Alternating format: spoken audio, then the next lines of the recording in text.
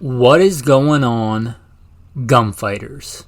Saddle up for Gunfighter Life, the podcast where we talk about guns, gunfighting, the right way, with God at the center, biblical values, and real-world first-hand experience. Gonna forego the normal bio today, other than to say that first and foremost, I am a servant of God Almighty and a follower of Jesus Christ. I've been blessed to be a professional gunfighter most of my adult life.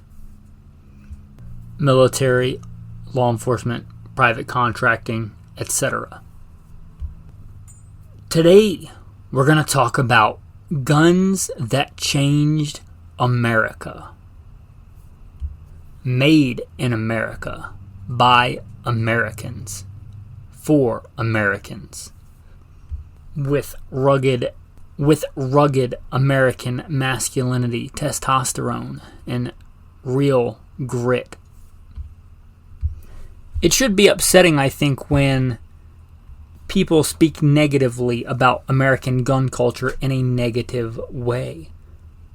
America is kind of founded on gun culture.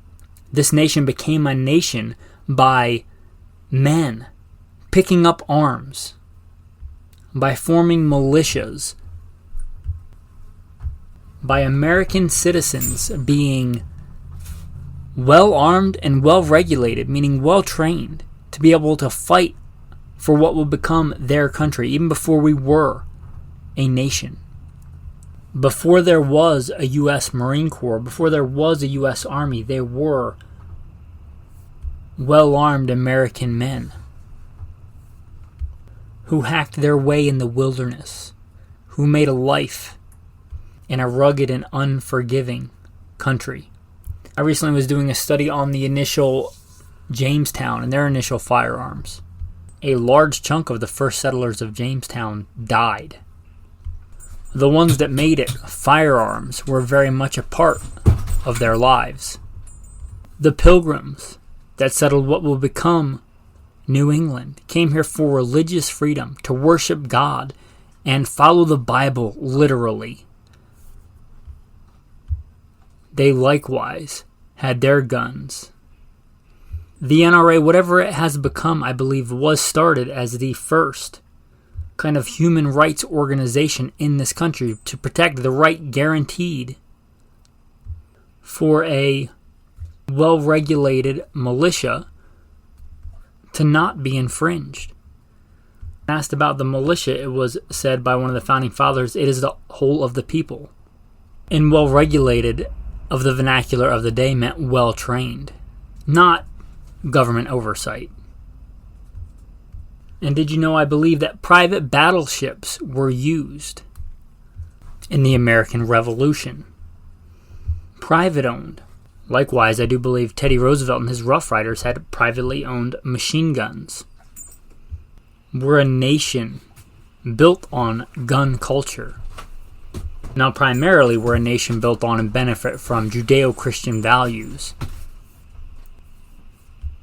Even the very people today most hostile to Christianity are benefiting from a Judeo-Christian worldview. There is biblical basis in the Gospel of Luke. Let he who has no sword sell his cloak and buy one. Likewise, it is written, if a man is caught breaking in and is struck so that he dies, there shall be no guilt for his bloodshed. This nation is a nation, I would submit, in large part, mostly because of its Judeo-Christian values, which made it the most prosperous nation in the world. And when it started to slip from that, so also did its position. But also because of its gun culture. So with that, let's talk about some guns that changed America. The first one, the Kentucky/Pennsylvania long rifle. These were used in the Revolution as well, and these were largely militia and private citizens that had not equal arms to the government and the military, but better. These were almost unarguably a better weapon from an individual standpoint than what the military on either side, either our military or the redcoats had, right? It's a better gun. It absolutely played a part, the Kentucky and Pennsylvania long rifles. Now, much of this technology predated America and settling America. Harkening back to that study I mentioned, looking at the guns of Jamestown, there were many different European arms that came to Jamestown with different kinds of ignition sources. A lot of this technology came over, but it culminated in that Pennsylvania-Kentucky long rifle. Accuracy, reliability, precision, not seen in the military mass-produced arms of the time. Better than what the military had. It was used to great effect, the Pennsylvania and Kentucky long rifles. It helped found the communities that would become cultural hubs and pockets of this nation. Not just in the American Revolution, but for the average citizen, for the average pioneer that had to push west, that had a dream of getting land for his family, of hacking his own way in the wilderness with a Bible and a gun, and maybe some apple seeds and some corn, hacking out some acres in the wilderness, building his own log cabin, defending himself and putting meat on the table. The gun was a part of life then. Absolutely a beautiful part of American gun culture. So that Pennsylvania, Kentucky long rifle, absolutely a firearm that helped shape America. Likewise, this next rifle, still a front stuffer, still a muzzle loader, predating the metallic cartridge. When Americans started to push west, there's just bigger game out here. Grizzly bears, buffalo, and the Hawkins rifle came into its own. You may hear them referred to as a trapper. But as beautiful and elegant as the Pennsylvania, Kentucky long rifle was, power and practicality kind of define the Hawkins rifle. They are great. I didn't put in the full-length bio this time, but I have competed in muzzleloading and competed with Hawkins rifles in the rendezvous and stuff, which I really enjoy. But in general, they're quite a bit bigger caliber than the Pennsylvania, Kentucky long rifles, designed for taking that big game, those buffalo, defending one from a grizzly bear. Back when long hunts and commercial hunts, back before there was synthetic fibers, animal hides, pelts, was how a man stayed warm and survived. And these groups of men going on these long hunts out west to discover, to map out, to pioneer, to provide meat and clothing. The Hawkins rifle came to kind of embody their main gun. And likewise, you may hear of a trapper handgun, a very similar kind of no-nonsense powerhouse of a muzzle-loading handgun. I think very much these guns also help shape America. Now, when we get into the American Civil War, that war really shaped, even echoes into today, kind of our culture. And states' rights and federalism and many things still echo today in America. Now, the main arm for both sides was really nothing revolutionary, but there was giant innovations happening on the side in the American Civil War. Repeating firepower maybe wasn't born out of the American Civil War, but mass-produced, reliable, repeatable, rugged, wartime capable firepower, I think, did come out of the American Civil War. Two giant steps here. Revolvers and something quintessential American, the lever action rifle. Now, the 1851 Navy obviously predates the Civil War, if you know your dates, but really was kind of a good proven design that was used. And repeatable firepower. When men were using ramrods to shove one ball at a time, and then later a Minier ball, an early crude bullet, down the front of a muzzleloader to shoot one at a time. You had repeating, revolving, handheld firepower. Things like the 1860 Colt Army and the Lamette. And I'm not a sommelier, right? I'm not a Civil War buff. I do like the Civil War, but I don't know every in and out, and there were a lot of personally used weapons, but the revolver was absolutely used in wartime conditions and proved itself to be a valuable addition. Likewise, the lever-action rifle. Quite expensive and not mass adopted for like mainline infantry on either side, but absolutely was a force multiplier for the men that could afford it, for the men that had it. Going back to personally owned weapons in American gun culture, many of these men brought their own arms. There were better arms available to civilians, almost unarguably, than there was to the U.S. military or the Confederate military in this war between the states on either side. As a civilian, you could get better weapons, and they absolutely helped shape America. The old Henry, repeating firepower in the American Civil War. Absolutely what we would call in my time in the Marine Corps, in that common vernacular, a force multiplier. As a second witness, to give credit where credit is due, on private citizens buying their own weapons better than what they were generally issued. This is from Rock Island Auction Company. Henry rifles were acquired by individual soldiers, often veterans, using a portion of their re-enlistment bonus to obtain the expensive firearm.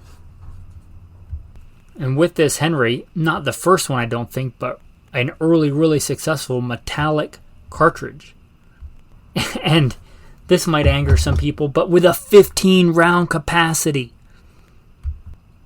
Yeah, this privately purchased rifle might have a high-capacity magazine, and we're talking about 1860, compared to what a lot of states would consider high capacity nowadays. Normal capacity, 15 rounds.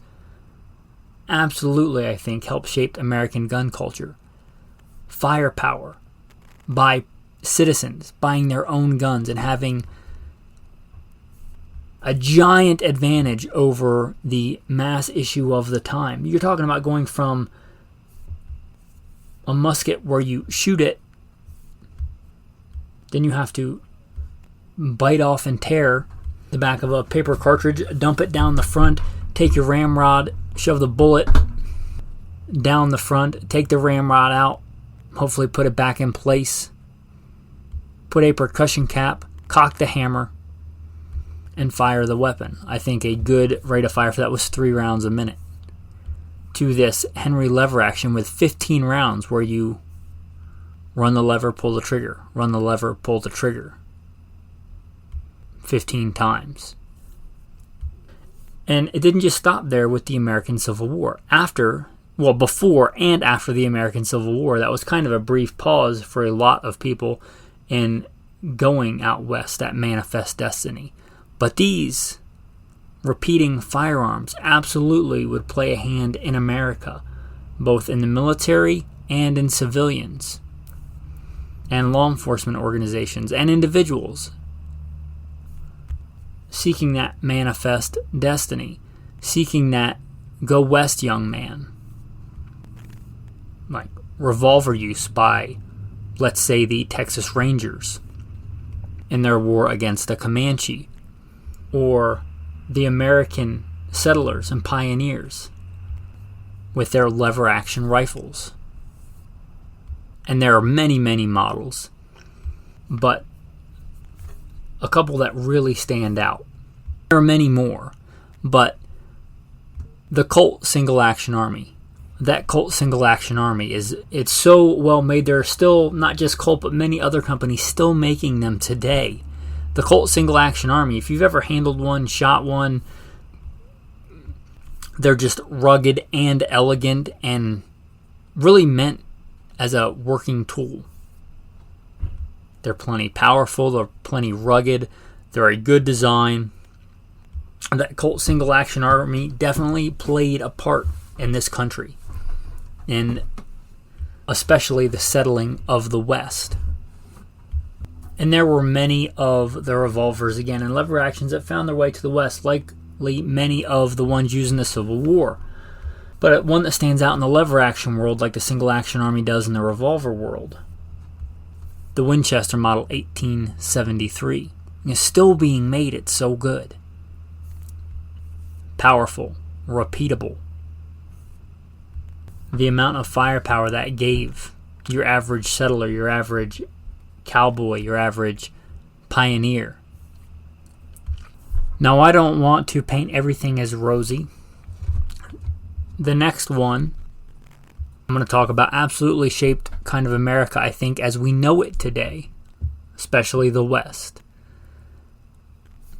And a little bit sad, but the buffalo rifle, the Sharps buffalo rifle, the almost extermination and extinction, not, but almost, of the American bison and the plains of the West. A lot of people think of this as the 4570 as a buffalo cartridge, but the 4570 came around right about the time they were outlawing buffalo hunting. But talking about like the Sharps rifle, the 1870s Sharps, and again, I'm not an aficionado of these. There's people that know all the different niches and what year and different calibers, like the 50-90 and all the different calibers, but let's just say the buffalo rifle of these professional buffalo hunters. Done for profit, done for hides, done for meat for the railroad workers, done to exterminate a food source for war against the Plains Indians. One of America's, if you count it as one, longest running wars with the Plains Indians. And again, it does sadden me a little bit. As somebody, one of the few people I think today that can say I've professionally hunted buffalo. I've been a professional big game hunter and guide, and part of that was guiding for buffalo hunts.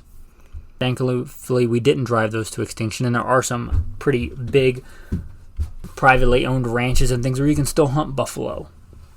And I like that animal. It's a wonderful animal. A beautiful animal. I'm happy that we didn't drive it to extinction.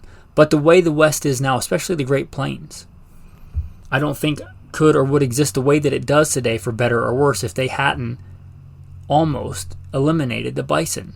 All the barbed wire, all the cattle. The fact that you have highway systems and railroads traversing the country. Probably couldn't have that if you had herds of buffalo that took days to pass.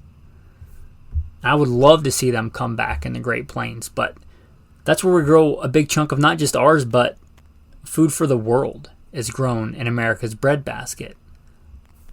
I would like to see more bison, but again, that's where we grow a large chunk of our food. And for better or worse,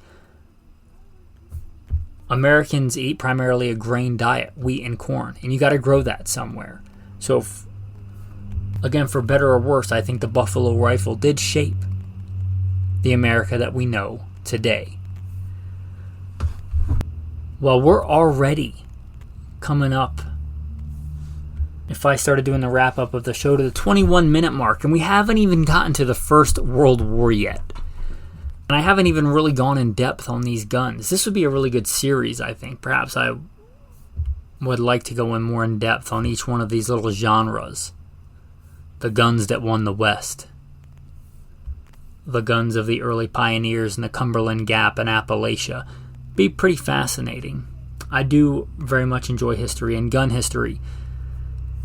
Again, a big part of American history is American guns and gun culture. Perhaps